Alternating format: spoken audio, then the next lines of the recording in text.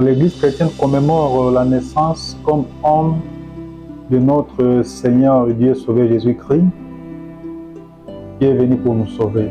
Alors, le Dieu qui existe éternellement sans commencement prend aujourd'hui un commencement dans les temps. Il commence aujourd'hui une vie comme homme.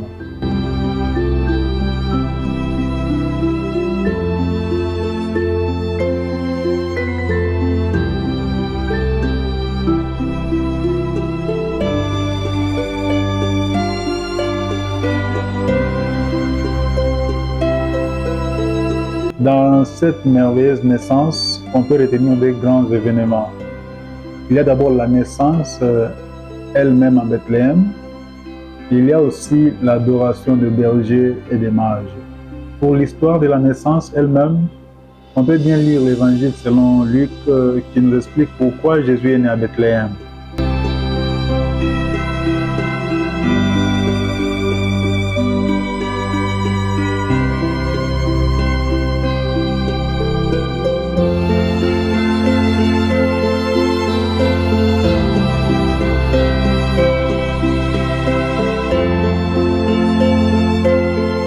Alors, c'est pas un hasard, c'était déjà sur le plan de Dieu.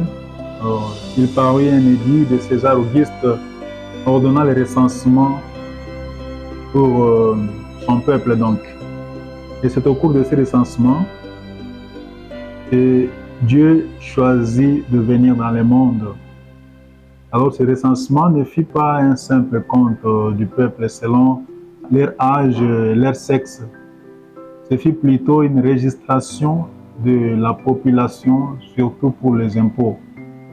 Ainsi, chacun allait s'inscrire dans sa ville.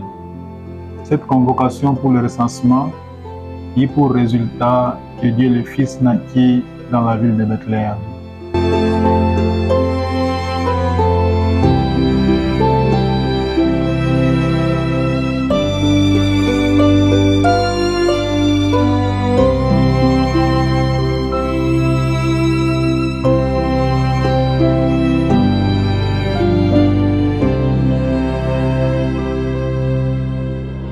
Sa mère, la Sainte Vierge Marie, était une vierge consacrée à Dieu. Elle a passé sa vie d'enfance dans le temple du Seigneur à Jérusalem jusqu'à l'âge de 12 ans. Ensuite, les grands prêtres la confièrent à la protection d'un vieillard veuf qu'on appelait Joseph, afin qu'il la garde comme vierge en se disant être fiancée. Donc, ce Joseph était aussi un descendant du grand roi d'Israël, David donc. Ainsi, Joseph le fiancé, quittant de Nazareth en Galilée, montant en Judée, à la ville de David appelée Bethléem, afin de s'y faire inscrire, comme tout le monde, avec Marie, sa fiancée qui était enceinte. Vous pouvez bien lire ça dans Luc chapitre 2, versets 4 à 5.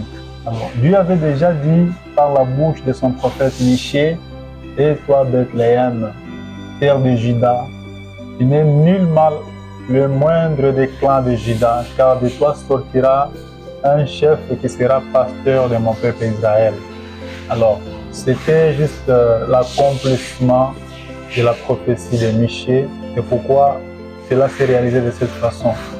Donc, sur le plan de Dieu, il n'y a pas les hasards. Sur le plan de Dieu, rien n'arrive pour rien. C'est-à-dire que c'était déjà bien prévu, et puis il fallait seulement que ça puisse s'accomplir de cette façon.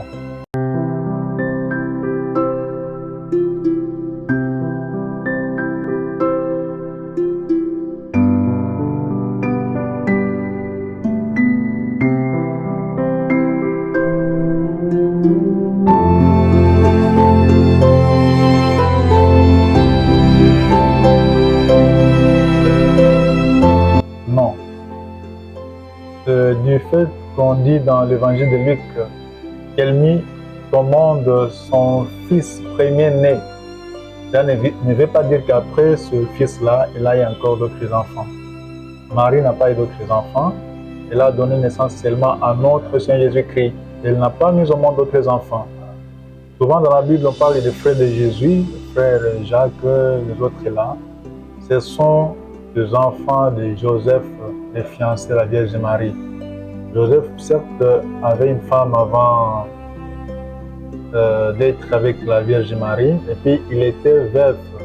Alors ces enfants-là, qu'il a eu avec la femme précédente, ce sont eux qui sont appelés aujourd'hui frères de Jésus dans la Bible.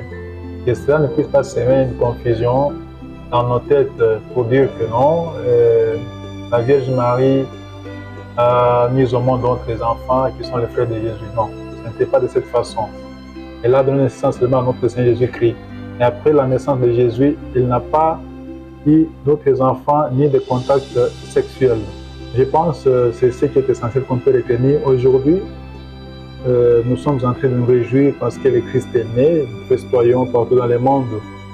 Mais étant chrétien, l'essentiel est de maintenir cette naissance intacte dans notre vie. Il est dit que le corps est le temple du Saint-Esprit. Aujourd'hui, le Christ vient habiter parmi nous. Il vient vivre dans nous. Alors, le Christ en nous, nous en lui, il n'y a pas la mort. Le Christ en nous, il n'y a que réussite. Le Christ en nous, il n'y a que élévation. Le Christ en nous, on peut que bien vivre, pas de souffrance. Alors, conformons-nous à ce que lui-même enseigne. Conformons-nous à sa volonté. Conformons-nous à ce que l'Évangile nous demande. De cette façon, nous allons très bien les conserver jusqu'à ce que nous allons quitter ce monde. Je pourrais souhaiter à tout le monde de meilleurs vœux seulement, une fête de joie, une fête de plénitude dans vos projets. Que le Christ né puisse nous apporter des bénédictions, des élévations, des réussites dans nos projets, afin que nous puissions nous réjouir en étant ses frères, ses fils, ses enfants bien-aimés. À tous, joyeux Noël. Merci beaucoup.